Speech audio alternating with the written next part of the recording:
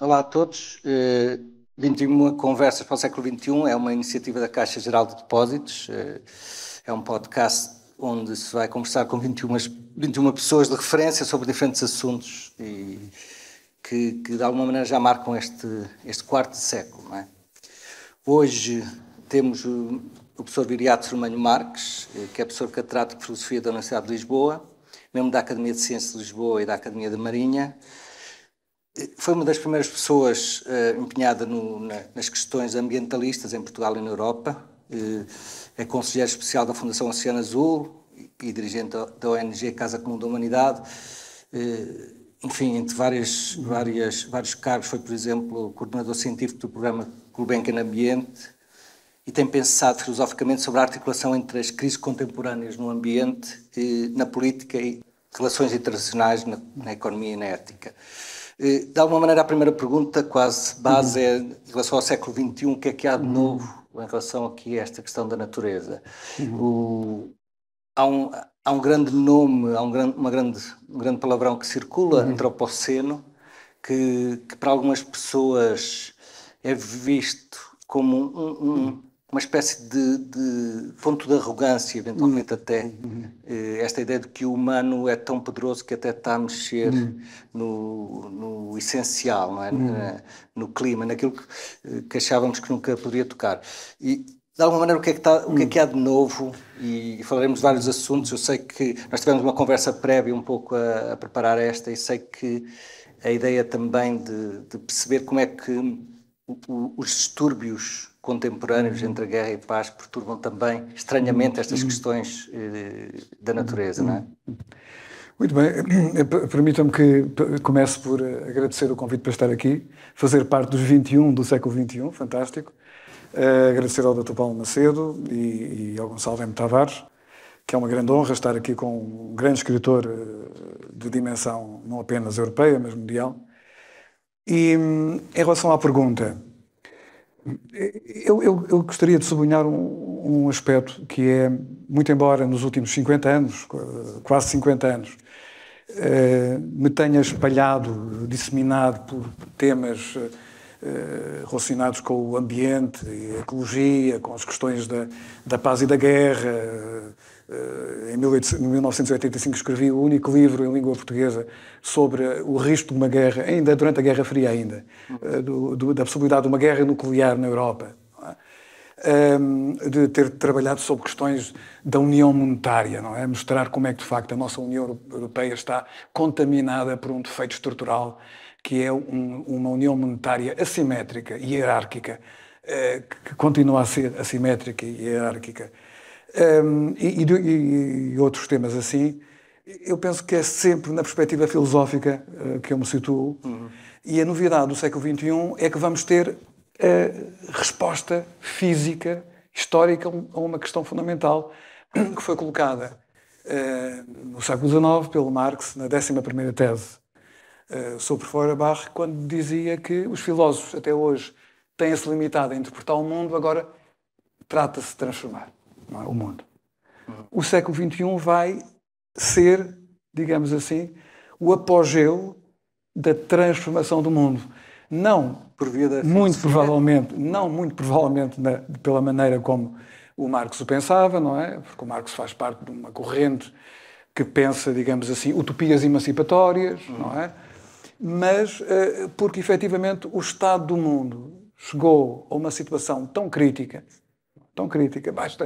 basta ver o modo como nós, como poderemos ver, por exemplo, dois sintomas fundamentais do estado do mundo. Quando digo o estado do mundo, é o estado físico do mundo, não é? Se o planeta fosse um navio, este navio está, de facto, com problemas de navegação, não é?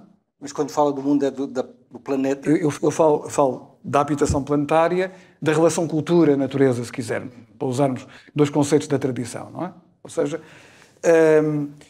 é nessa perspectiva que eu me situo, na perspectiva e sempre me situei, quase que espontaneamente. O primeiro livro que publiquei foi um livrinho de poesia, como todos os portugueses também têm livros de poesia, chamado Voragem dos Dias. Ele foi lançado antes do 25 de Abril, 9 de Abril de 74. E eu tinha 16 anos nessa altura. E a voragem dos dias está relacionado com uma coisa que sempre me tem perturbado, que é o problema do tempo.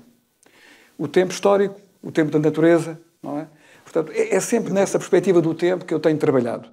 E o que é que nós... fala muito dessa colisão entre o tempo da natureza, ou seja, há um tempo da natureza e há um tempo da história que é feita pelo humano, não é? E isto nem sempre está numa caminhada fraternal. E voltando à sua primeira pergunta, não é a questão do século XXI. O século XXI vai ter uma decisão dessa questão. Ou seja, já era invisível no século XIX. Uma decisão uma decisão no sentido em que estamos numa rota de colisão e essa colisão vai acontecer. Entre os dois tempos. Exatamente. E neste momento, infelizmente, o que está a acontecer é o seguinte, é que naquilo que nós chamamos modernidade, tudo aquilo em que Portugal contribuiu de forma decisiva, nós, com o nosso sentimento de periferia, esquecemos que Portugal foi fundamental para a marcha do Ocidente, para a situação de hegemonia e, enfim, de decadência em que nos encontramos hoje. Decadência inevitável, decadência objetiva, não é? Toda a navegação, toda a construção do mapa mundi, todas as tecnologias que foram desenvolvidas pelos portugueses e pelos espanhóis também, são absolutamente fundamentais. Mas o que aconteceu foi que nesse movimento da modernidade, nós de alguma forma demos um passo em frente que desde os gregos não tinha sido dado. É que, de alguma forma, os gregos definiram uma clara diferença entre cultura e natureza, não é? E a modernidade, sobretudo a partir do momento em que ela se radicalizou com a Revolução Industrial, tentou e está a tentar fazer uma sobreposição da cultura à natureza, ou seja, uma substituição, superposição e substituição. Nós hoje estamos no auge disso. Classicamente a cultura pousava sobre a natureza. Como se a natureza estivesse impassível e a cultura metia ali uns instrumentos. E agora, de repente, a cultura entra mesmo na natureza. Está a reconstruir, exatamente. Não é? Nós temos pensadores importantíssimos que falaram sobre isso. Estou a pensar, por exemplo, na Hannah Arendt, que olhava com a questão da energia nuclear, da bomba nuclear. Ela considerava que era, digamos, o primeiro momento de uma reconstrução em que, no fundo, a humanidade não tinha apenas uma fabricação a partir de elementos naturais, não é? Não era apenas na esfera da fabricação ou do trabalho que a natureza estava, era na esfera da ação. E para ela, para Hannah Arendt, a ação tem uma dimensão política, de decisão, não é? De criação de destino. Não é? E hoje em dia nós estamos sentados no conforto, pelo menos aqueles que o têm, uma parte da humanidade vive com algum conforto material, e estamos, digamos, na ponta final da construção de destinos que hoje é feita pela tecnologia, nomeadamente pelas tecnologias de ponta, não é? As digitais, a inteligência artificial. Eu tenho seguido nos últimos tempos, nos últimos anos, tenho seguido as redes sociais através de amigos que as frequentam ou não frequento, de 50 personalidades que estão ligadas ao negócio e à construção da inteligência artificial. E é notável, eles têm um diálogo filosófico e teológico acerca do que está a acontecer, não é? Tenho encontrado declarações absolutamente extraordinárias de pessoas que, com uma formação, do nosso ponto de vista académico, evidentemente que não é em filosofia, mas, por exemplo, um jovem empresário que dizia, bom, estamos enganados, afinal de contas, não foi Deus que criou o homem é que vai criar Deus, ou seja, expectativas teológicas, não é? Para a superinteligência artificial. Portanto, nós estamos numa situação, mais... O pânico a consciência de que a inteligência artificial é alguma coisa que nos escapa, não é? Que pode escapar-se-nos. Mesmo os mais tecnófilos, fanáticos, não é? O Nick Bostrom, um filósofo que pensa muito a tecnologia, ele fica, o Harari, não é? O historiador, eles emudecem quando pensam no que pode acontecer, não é? Ele, apesar de tudo, a sua visão é menos apesar de tudo, eu penso que cada vez, quer dizer, não há ninguém que tenha a capacidade de ter uma visão de conjunto, não é? Isso foi o Goethe, não é? Portanto, foi o último a ter a visão de conjunto. Mas há uma coisa que me parece muito interessante, que é os limites do nosso conhecimento.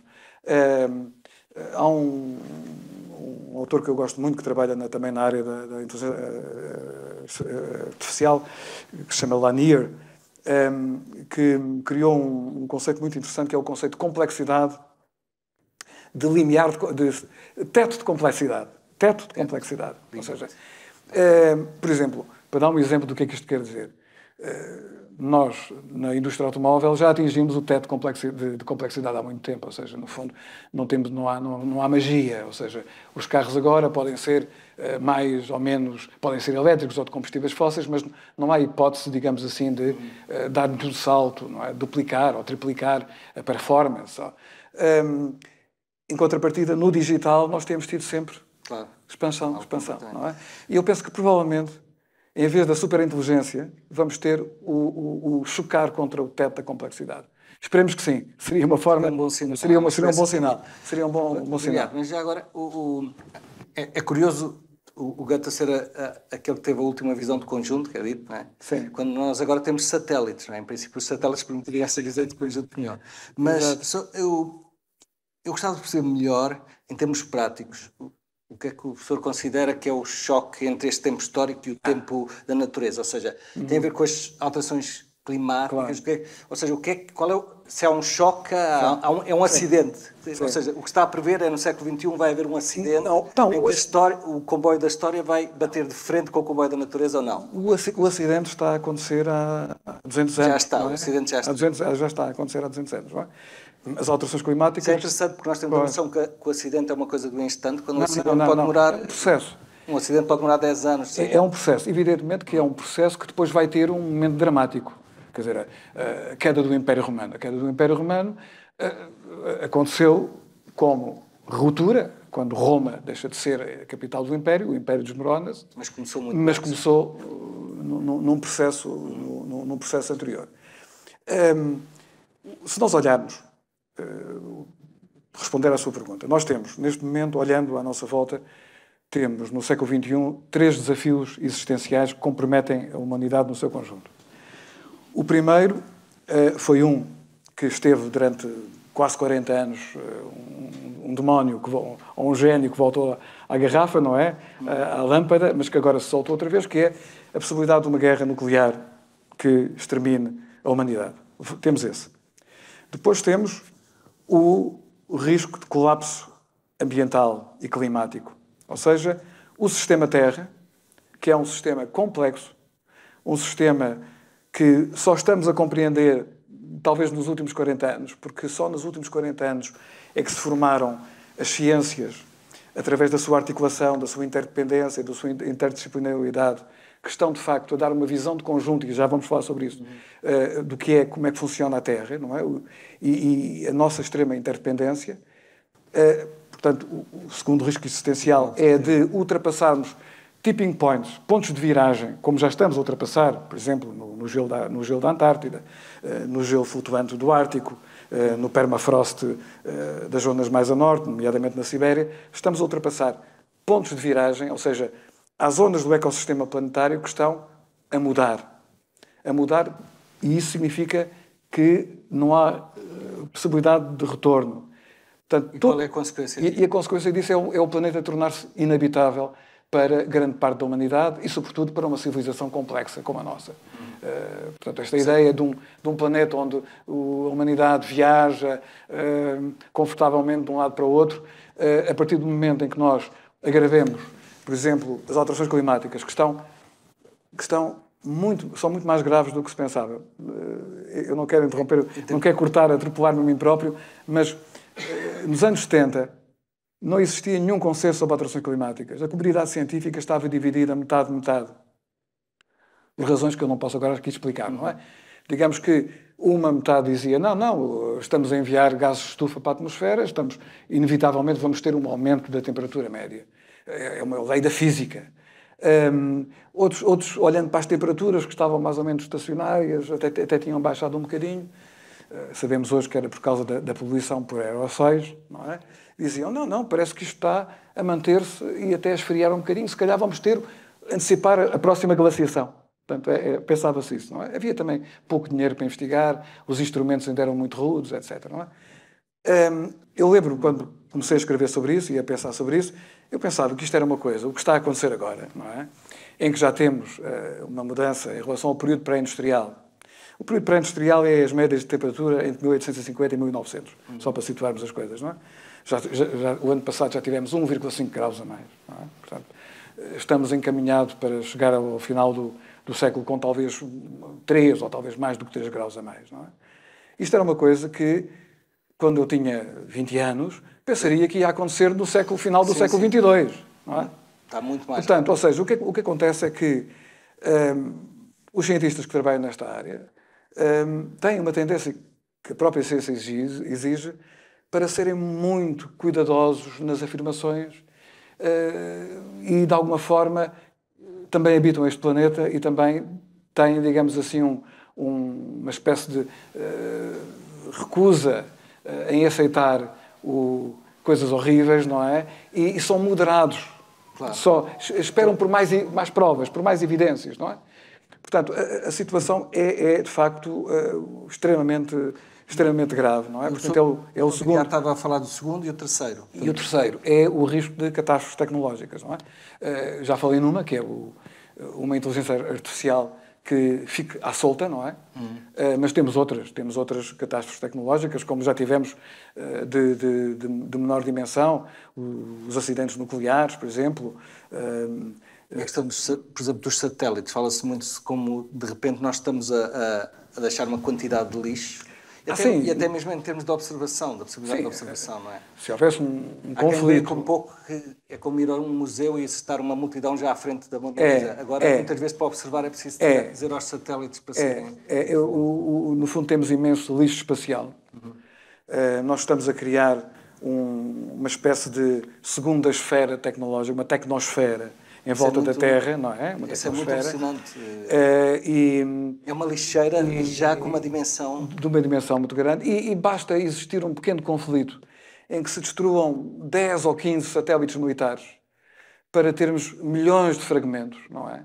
É evidente que tudo aquilo que se diz acerca das viagens espaciais é basófia, não é? Portanto, o Elon Musk, que é um autêntico mágico, não é? Que dizia que em 2024 já tínhamos chegado foi uma das primeiras promessas dele, colonizar Marte a partir de 2024, já estamos em 25, não é?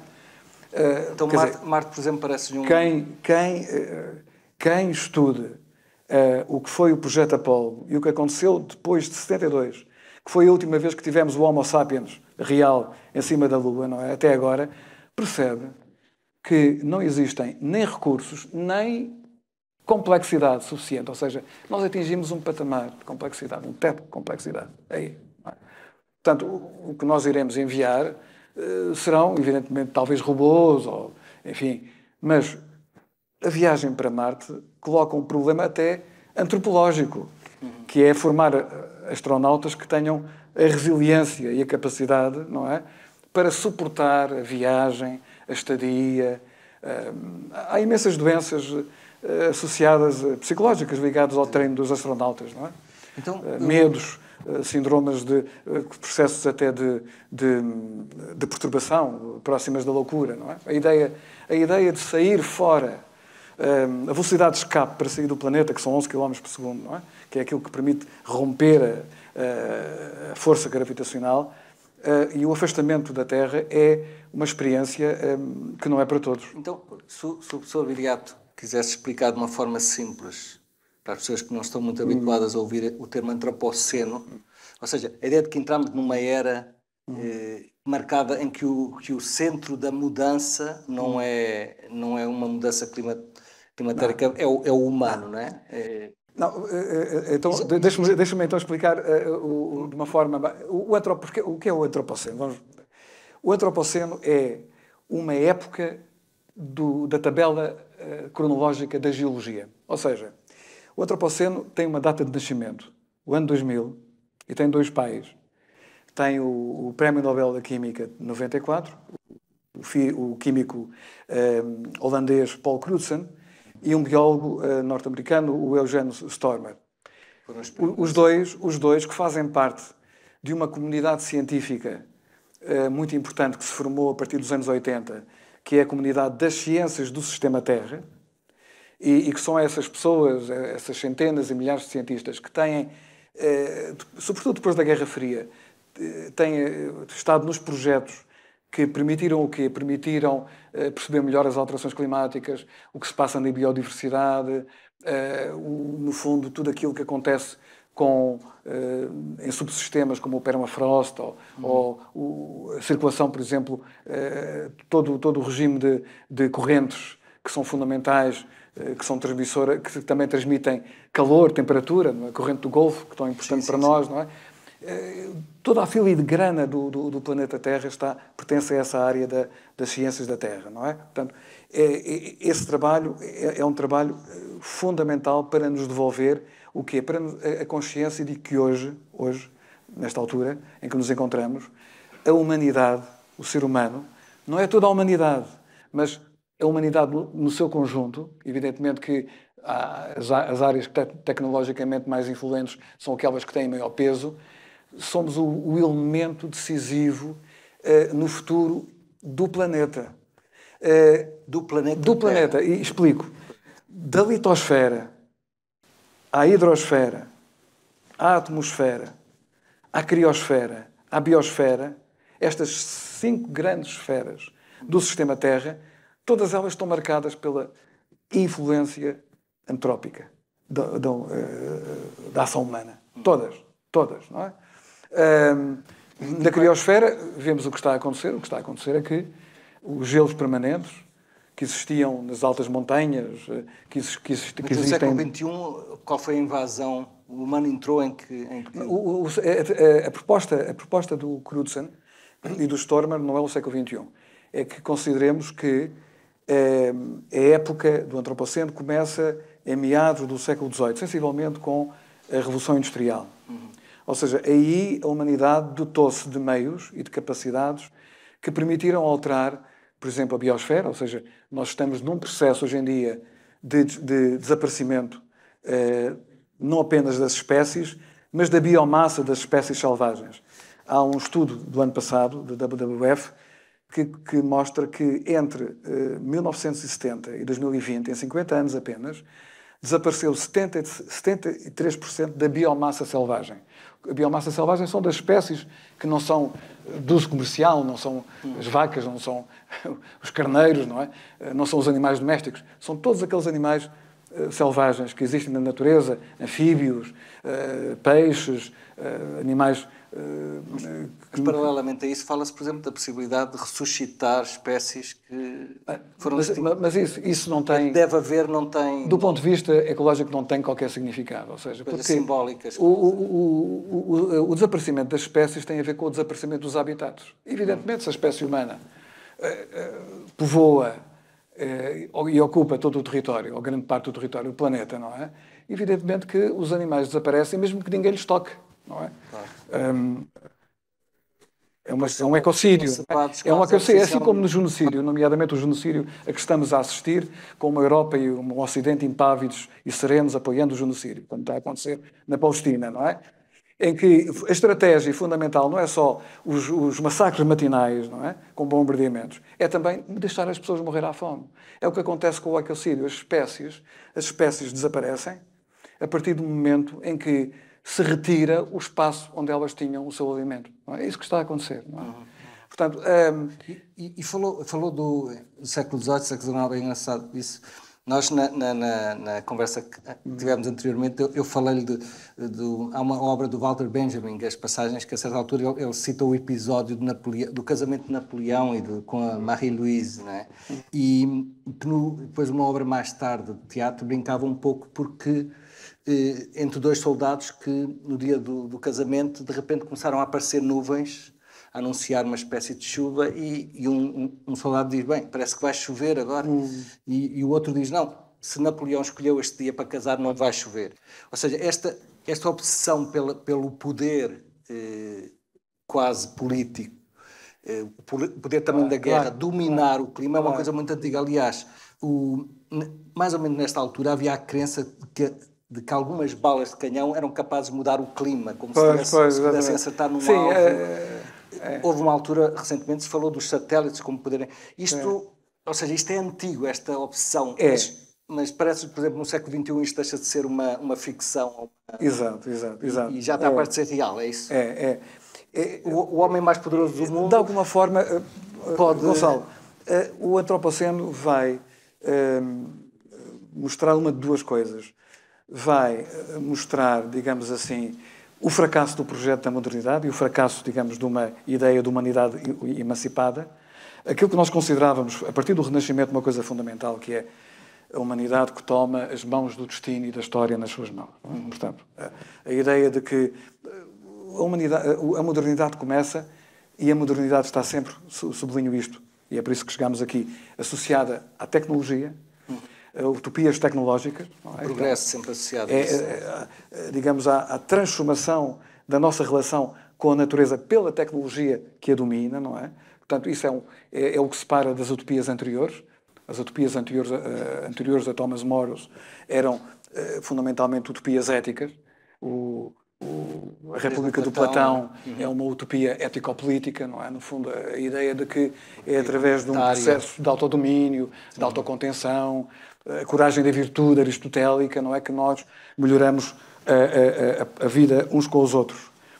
A partir das utopias tecnológicas, como é o caso do Thomas More, do Tommaso Campanella, do Francis Bacon, e hoje em dia toda a atividade, não é? Hoje não se pode falar quase de utopia ou distopia sem tecnologia. Sim, a tecnologia é total. O que nós temos hoje é a ideia fundamentalmente de mudarmos o mundo em função das nossas necessidades e caprichos. Não é? Mas é curioso que na questão da utopia deixou de se falar da ideia de mudar o humano, não é? A utopia sempre foi, aliás, desde o Platão... Vê-se o resultado, não é? Basta ver aqueles humanos... Mas é interessante que já não é uma questão de falhança, ou seja, não é da questão de utopia mudar o humano, estamos a falhar. A utopia já não é mudar o humano. Não é. Isso é uma mudança radical. Nós vivemos numa sociedade... e numa economia, não é? Portanto, perdeu-se completamente a batalha que se pensava ser possível de fazer uma economia do bem público, não é? Uma economia, já não digo uma economia socialista, não é? Mas uma economia que tivesse o bem público no seu centro. Evidentemente que isso não acontece. Não é? Nós temos hoje uma economia dos magnatas e dos poderosos, não é? Daquelas pessoas que são mais poderosas que os Estados, não é? Quer dizer, a partir desse momento nós entramos numa deriva de finalidade. Não é? Se nós perguntarmos a nós próprios, existe hoje algum objetivo para a humanidade? Há um projeto comum unificador da humanidade? Não é? Os dirigentes políticos têm algum projeto comum? Não é? Nós estamos numa fase em que nos estamos a aproximar de duas coisas. Ou conseguimos estabilizar um novo sistema internacional, porque efetivamente o Ocidente, a Europa e os Estados Unidos neste momento estão numa situação de retrocesso e até feio, não é? Porque a decadência tem a sua beleza, não é? O crepúsculo, que é a decadência do dia, é o momento talvez mais belo, tirando a aurora do dia, não é? E a nossa decadência está a ser muito feia, a decadência da Europa e do Ocidente, não é? Ou conseguimos aceitar que o mundo está a mudar e que à mesa há mais gente que se senta e que também põe o seu prato, não é? E também decide do futuro comum da humanidade, ou nós corremos o risco, de facto, de terminar num holocausto bélico. Mas pegando nessa questão, a questão do termo justiça climática e, de alguma maneira, a questão de como é que as crises ambientais aumentam as desigualdades sociais. Há uma questão, às vezes, muito crítica, que é precisamente haver um discurso, eu diria, se calhar, ecologista, no sentido de temos que procurar alternativas, por exemplo, à questão sendo práticos, ao avião, ao carro, e é interessante pensar, por exemplo, num caso concreto, alguém que vive numa pequena cidade da Índia, que os seus pais nunca tiveram um carro, ele nunca teve um carro, ninguém da família teve um carro, o sonho dele é ter um carro e de repente aparece alguém vindo aqui do Ocidente e diz os carros poluem, vamos lá acabar. E ele vai dizer, mas eu nunca tive carros, então querem-me tirar... Ou seja, há também, não é um dilema, ou não? É muito curioso, porque nós temos a noção ainda de que o Ocidente ainda tem alguma coisa a dizer. Que nós temos alguma coisa a dizer. A situação do mundo, o mundo real, é completamente diferente. Por exemplo, se nós pusermos as economias dos BRICS ao lado das economias do G7, não é? Desde 2018, que o G7 está ultrapassado e todos os anos o declínio é cada vez maior. Por exemplo, o ano passado, um think tank do governo australiano publicou um relatório sobre liderança científica em 64 áreas de ponta. E fez um estudo comparativo, porque eles começaram a fazer esse relatório em 2023 e então fizeram 20 anos, fizeram uma comparação de 20 anos. Em 2023, nós tínhamos... 2003. Em 2003, nós tínhamos, desses 64, tínhamos os Estados Unidos lideravam em 61 dos 64 setores. Vinha, em segundo lugar, a China liderava em 3. Hoje em dia nós temos a China a liderar em 57 e os Estados Unidos a liderarem nos outros 7. 57, 7, para fazer 64. Não é? Depois temos, nas posições a seguir, até o quinto lugar, nós temos países, por exemplo, o Irão tem posições mais confortáveis do que a Alemanha, o que é uma coisa estranha, não é? Portanto, quer dizer, nós aqui no Ocidente vivemos, como também perdemos uma coisa fundamental que o Ocidente tinha, que era uma imprensa diversificada, uma imprensa livre. Hoje nós temos muitos jornais e muitas televisões, mas que basicamente dizem a mesma coisa, não é? Portanto, é aflitivo, não é? Aflitivo.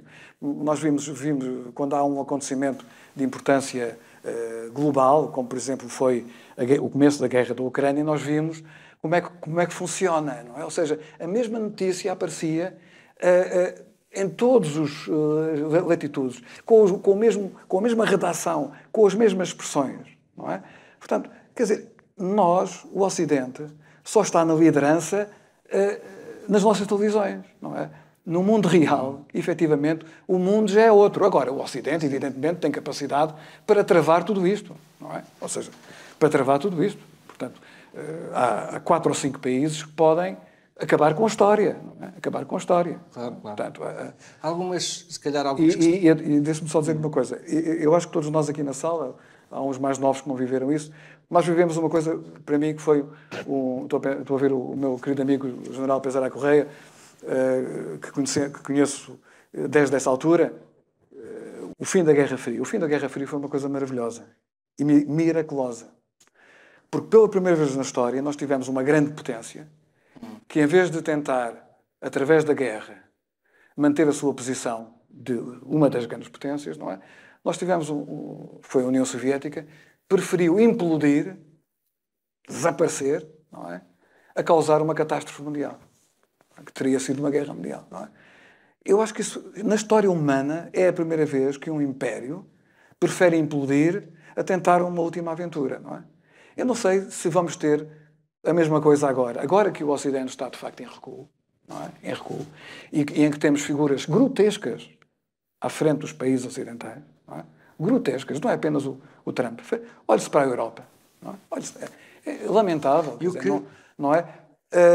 Eu espero que de facto não se confirme que foi um milagre o fim da Guerra Fria, ou seja, porque, muito embora não tenham, o Ocidente já não tenha, de facto, nada de substancial a oferecer ao mundo do ponto de vista até do sistema político, não é?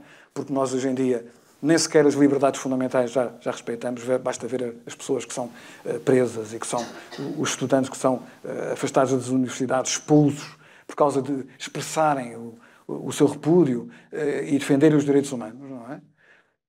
Agora, eu tenho muitas dúvidas de que consigamos ter um segundo milagre, ou seja, que, nomeadamente, os Estados Unidos saiam para o lugar que lhes compete agora, que já não é o o lugar de líderes do mundo, não é? E deixem que os outros países também ocupem a mesa da decisão do futuro mundial, não é? Portanto, isso é um aspecto que me preocupa muito, não é? A forma como é que, de facto, seremos ou não capazes de aceitar a mudança de cena que está a acontecer no mundo. Sim, uma das grandes questões filosóficas é como é que o forte, quando enfraquece, sai de cena, não é um pouco isso? Mas em relação ao que estava a dizer acerca para lhe dar uma ideia, eu acho que é uma ideia muito rápida, para como é que o mundo mudou. E o que é que está a mudar? O que é que está a mudar, basicamente, a vida das pessoas? Que é uma das questões que nós falámos até antes desta conversa, não é? Porque eu sei que o professor também se interessa muito por esta questão das redes sociais, de alguma maneira. O que é que está verdadeiramente a mudar a vida das pessoas? Mas eu penso que a questão que irradia para as outras é, de facto, a questão ambiental climática, não é? Mas para termos uma ideia da velocidade deste processo, em 1750, quando começou a Revolução Industrial, quando começou o Antropoceno, de acordo com a proposta que eu há pouco referi, nós tínhamos uma concentração de dióxido de carbono, de gases de estufa, na atmosfera de 250 partes por milhão de volume.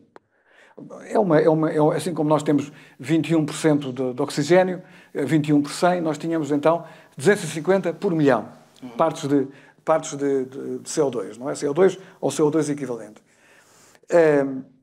Hoje temos 430.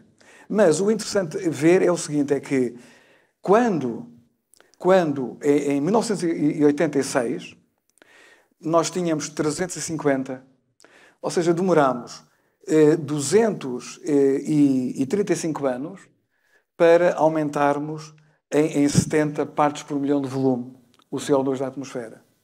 E de 86 para cá, nós aumentámos 80 partes. Ou seja, aumentámos mais em 39 anos do que em 236 anos. Ou seja, estamos a falar uma velocidade de 6 vezes, uma aceleração. Brutal. Uma aceleração brutal, não é?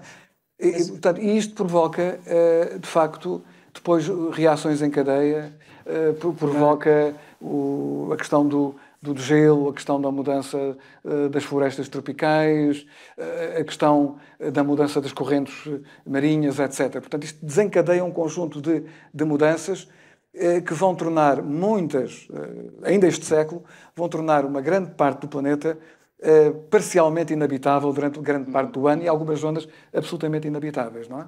Mas, fazendo aqui o papel um bocado de advogado do diabo, é interessante que há duas correntes sobre a questão da tecnologia e da natureza, digamos. Uma é a ideia de que a tecnologia vai perturbando, está cada vez esta ideia mais que o professor está a apresentar, não é? De alguma maneira desta perturbação pode levar ou já está a provocar um acidente grande. E, portanto, a ideia de temos que reduzir a tecnologia, um regresso à natureza. E depois há uma outra linha, eu diria, dos malucos da tecnologia, que dizem uma coisa que podemos não concordar, mas é curiosa, pelo menos, que os problemas da tecnologia só podem, por exemplo, o problema da poluição, de uma forma assim muito geral, uma empresa que provoca poluição. Os malucos da tecnologia dizem que o problema não é da tecnologia, o problema é não haver ainda tecnologia suficiente para eliminar a poluição. E, portanto, o que dizem não é questão de haver tecnologia a mais, é questão de haver tecnologia a menos, que não permite ainda eliminar os efeitos negativos da tecnologia anterior. Ou seja, até que ponto, e isso é interessante, por exemplo, já nos mares já começa a haver certos movimentos em que, depois de se encharcar de plásticos, há agora tecnologia que tenta tirá-los. Claro. E talvez não haja tanto incentivo económico para uma tecnologia que, de alguma maneira, remende o que a tecnologia anterior fez. Não é? Mas é uma via, ou seja... Eu penso que o debate... Isto não pode ser... o desastre da tecnologia não pode ser salvo pela própria tecnologia futura? Não. Não, quer dizer... O ponto da situação neste momento, quando nós analisamos os discursos de ponta daqueles setores que estão de facto à frente, e neste momento é nas tecnologias digitais que nós temos, de facto, o grande investimento e a grande fonte de poder objetivo, quer dizer, sim. que muda a vida das pessoas, que muda. É impossível hoje dominar um país, controlar uma opinião pública, sem, de facto, as tecnologias de informação, as tecnologias digitais, não é? Aí a visão é uma visão matizada. Eu penso que grande parte dos cientistas e até dos empresários que estão nessa área têm consciência da enormidade do que pode acontecer. Ou seja, têm a consciência de que, mesmo os autores mais otimistas, emudecem perante isto e pensam que, no fundo, pode existir aqui uma situação em que a humanidade fica à mercê da sua própria criatura, não é? Da sua criação. Se nós, até por motivos militares, começarmos a passar toda a tecnologia da informação, a tecnologia digital, para robôs soldado, por exemplo, não é? Nós estamos a criar aí um problema que pode ser verdadeiramente insolúvel, não é? Portanto, há mesmo pessoas que dizem que há um risco de uma ameaça existencial. No entanto, também há setores que, de alguma forma, aceitam, transhumanistas, que aceitam a ideia de que a humanidade, de certa forma, se vai, digamos assim, não é? O que eu penso que é uma ideia, para mim, absolutamente pornográfica, quer dizer, ou seja, a ideia de que nos vamos render, abdicar da nossa humanidade, ou seja, já desistimos tanto de nós, já nos alienámos tanto nas nossas próprias criações, basta ver a quantidade de os nossos líderes políticos, por exemplo, não é? Que já consentimos que talvez os ciborgues possam ser uma boa alternativa, não é? Bom, isto é um combate de ideias, mas é um combate também físico, não é? Físico, económico, não é? E eu acho que cada um de nós vai ter que ter uma posição nesse combate, não é? Penso que há aí, de facto, um risco muito grande de cairmos numa situação. Agora, mas voltando àquela questão que colocava, não é? Com duas perguntas. Vamos lá ver. A tecnologia sempre foi um problema, não é? Um problema. Porque a tecnologia, de certa forma, é uma serva desobediente. E nós percebemos isso agora de uma maneira muito bem. Aprendiste. Havia a partir da Revolução Industrial, isso começou a ser visível, não é? Hoje em dia é mais do que visível, não é? Agora, será que estamos condenados? Bom, será que não temos um plano? Deixa-me só dizer que eu penso que isto é importante. Ou seja, nós teríamos condições, se tivéssemos a capacidade política de nos organizarmos, para, de certa forma, domesticar o nosso próprio processo tecnológico. E para, por exemplo, renaturalizar, porque, de alguma forma, o homem é um construtor de habitats, a humanidade, não é? E não é necessariamente um construtor de desertos. Nós estamos a encaminhar-nos para construir um deserto, não é? Mas existem capacidades intelectuais, capacidades tecnológicas para construir uma tecnologia que seja capaz de aceitar limites. O problema fundamental, neste caso, é dos donos da tecnologia. Ou seja, será que nós temos capacidade de domesticar a tecnologia?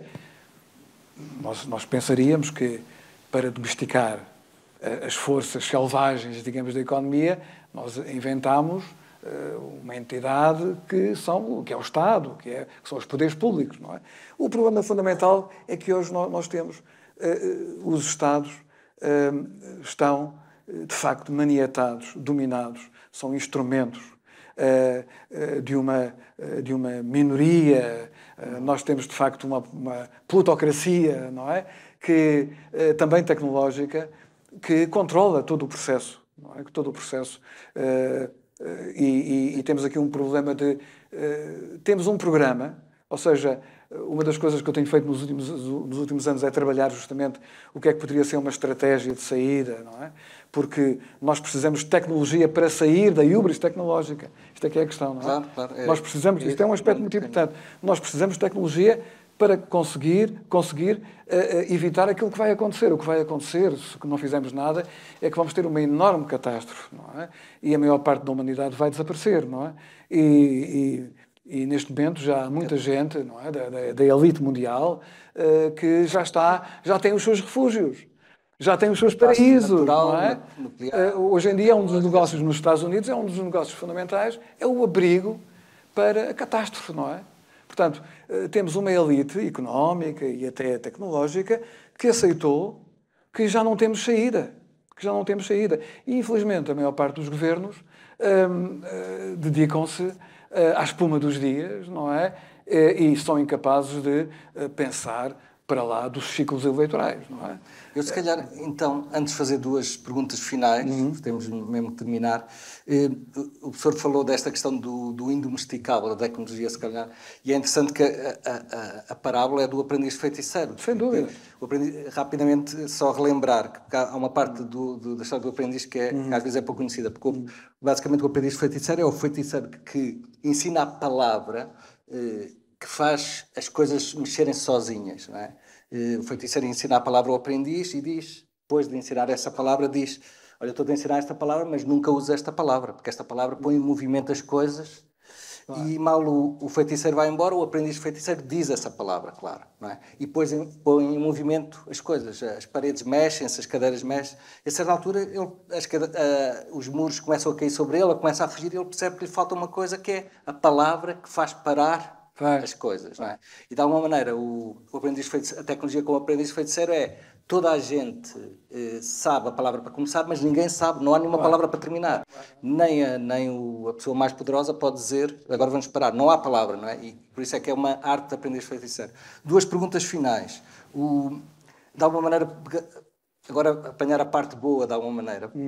Duas perguntas. O que é que o fascina na natureza, mais no sentido até mais ao nosso nível, não tanto do planeta, mas das plantas, dos animais? O que é que o fascina verdadeiramente?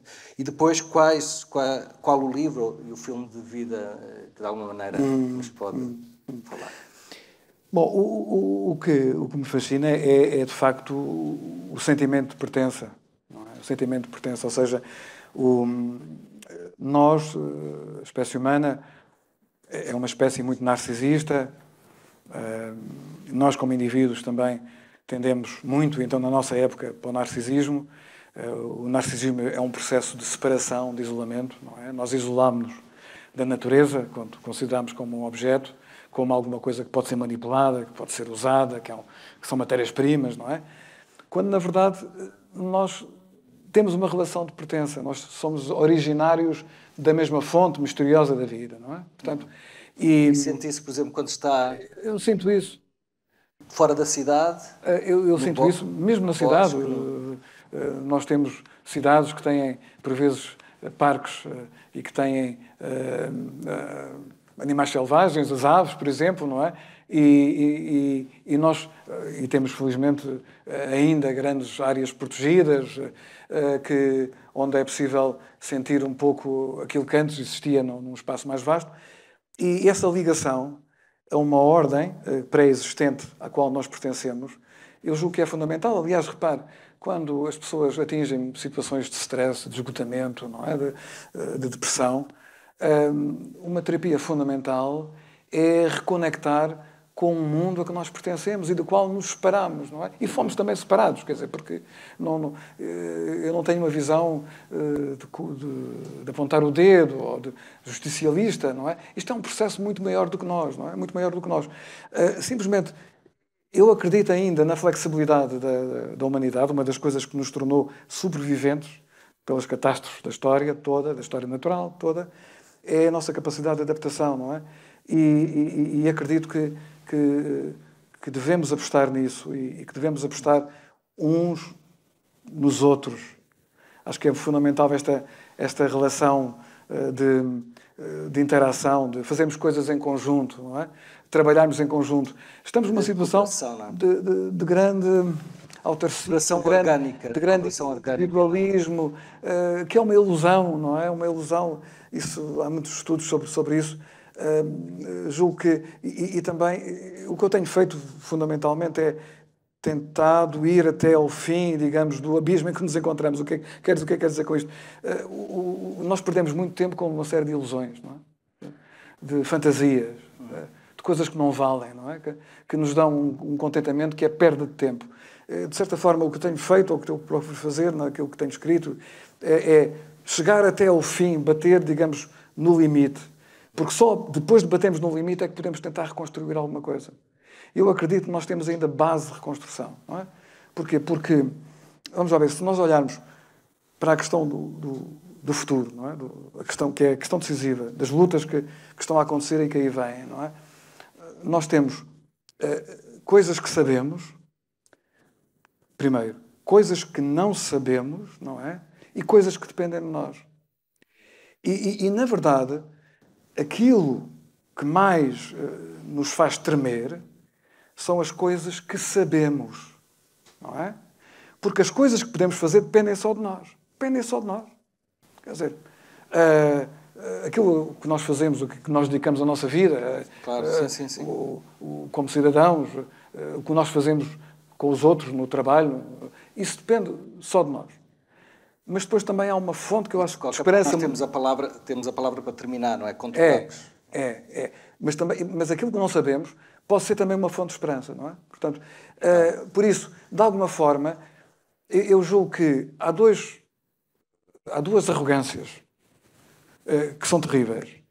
Uma é a arrogância dominante, que é a arrogância dos otimistas.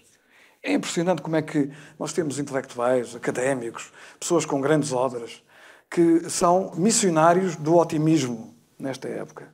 Não é? Eu acho que é absolutamente uma coisa trágica, não é? Mas há outra coisa que é trágica, que é os missionários do pessimismo, não é? Portanto, ou seja, a partir do momento em que eu considero que não há nada a fazer, eu não faço conferências, nem aceito convites destes, não é? Portanto, eu penso que nós estamos numa situação muito delicada, quer dizer, as probabilidades vão contra nós em 100%. Eu penso que nós temos menos do que 50%, não é? Para ser otimista, menos de 50%, não é? Mas há um caminho e é a única coisa que faz sentido para quem está vivo é contribuir para que isso aconteça. Ou seja, nós temos uma coisa maravilhosa que são as gerações. Quer dizer, quem tem filhos, quem tem netos, não é? Quer dizer, e há uma energia, energia das novas gerações absolutamente invulgar, não é?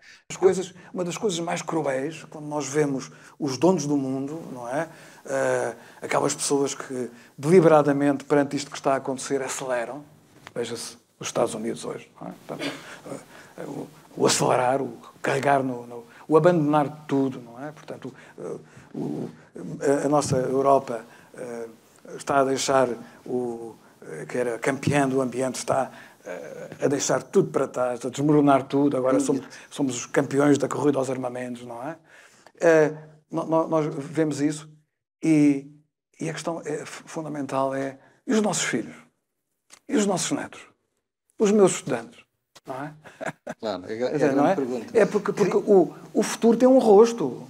Porque o futuro não é no século XXII. Não é? O futuro é já na criança que está aí. É já. O ritmo das alterações climáticas é absolutamente terrível. Terrível. Tem ultrapassado tudo aquilo que nós tínhamos pensado. Para terminar... E é apenas uma... Sim. A questão fundamental é que, com a degradação do planeta, nós vamos ter uma tendência para conflitos. Para conflitos. Guerras climáticas, guerras ambientais. E os próprios conflitos agravam. Em vez de termos... Nós vamos ter que sim, claro. É uma conversa enorme. Nós tivemos uma conversa enorme já anterior a isto. Os livros que o professor recomendou são A Oeste Nada de Novo, do Éric Maria Remarque, e O Crepúsculo dos Ídolos, de Nietzsche. Se calhar deixamos só assim solto. Sim. Só dizer, o critério foi livros que impressionaram numa idade muito jovem, não é? Estamos a falar dos 15 anos, não é? Dos 15 anos. Portanto, e se calhar, se puder falar do filme que escolheu... Blade Runner, do Ridley Scott. Eu acho que é um filme espantoso, não é? É um filme espantoso. É um filme de 82 que eu cheguei a ver com uma turma de alunos que, nessa altura, e é um filme de uma riqueza filosófica extraordinária. É um filme profético, que fala já de inteligência artificial, que fala já de ciborgues, e é um filme extraordinário porque subverte completamente, digamos, a lógica das abordagens habituais. Porque não sei, quem viu já o Blade Runner, ponha o dedo no ar, só para ter uma ideia. Tenho aqui um público. Subverte completamente o tradicional dos filmes. Sonoramente, as pessoas vão adivinhar quantas pessoas puseram o dedo no ar sonoramente. Exatamente, exatamente, muita gente. Não é? Porque é um filme que subitamente coloca as questões fundamentais da humanidade, que é a questão fundamental de saber quem sou, qual é o sentido da minha vida, para onde é que eu vou, coloca essas questões nos ciborgues. Nos ciborgues, ou seja, não nos humanos que ficaram numa terra envelhecida, abandonada. É um filme muito fantasioso, não é? Portanto, a maior parte da população humana já não está na Terra. De certa forma, só os menos aptos é que cá ficaram, digamos assim. E esses guerreiros ciborgues são aqueles que são criados com um limite de vida, porque são ameaçadores, não é? São poderosos. Esses aí, de certa forma, são aqueles que continuam as grandes questões da humanidade, que é a surpresa, o espanto, a procura do sentido, a ideia de que vivemos num mundo que, na essência, é um mundo mágico. É um grande filme e é uma grande referência. Professor Viriato Sormanho Marques, foi um prazer. Ficou tudo por dizer. Claro, fica sempre, felizmente, e é um prazer ouvir a sua inteligência e funcionamento. De alguma maneira, conta-se muito um episódio do Eliot, um grande escritor, um grande poeta, que absolutamente fascinado por livros, não é? E pela leitura e tal, que estava diante dos Himalaias a ler, não é? E lhe dizem, bem, mas... E ele levantou a cabeça, está visto, e depois voltou. E, de alguma maneira, o professor Viriato, acho que mergulha nos livros, tem ensaios absolutamente indispensáveis e quase antecipatórios de coisas fundamentais, e ao mesmo tempo é alguém que dá o devido valor à montanha, não é? Há um livro extraordinário que é o Pensar como uma Montanha, que fez a prefácio. É muito bom receber pessoas que pensam como uma montanha, porque é raro e é difícil. Muito obrigado. Muito obrigado.